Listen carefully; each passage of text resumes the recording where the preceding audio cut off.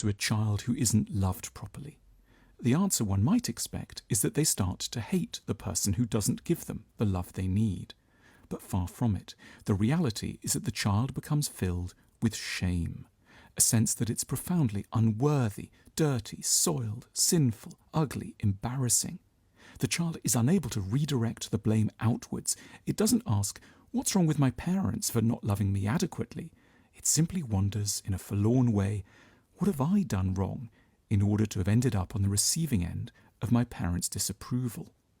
The child prefers to attack itself for being bad than to confront a yet more awful possibility that it's entirely dependent for its well-being on inadequate and unkind parental figures.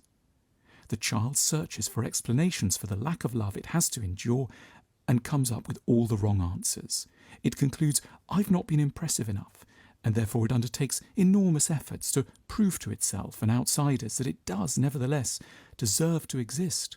At school, this kind of child might try 7 times as hard as any other to show that it's clever and good.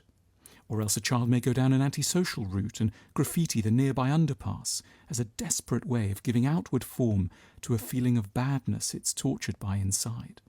There is, so sadly, no way out from the burden of shame, available either by trying to be extremely good or extremely bad.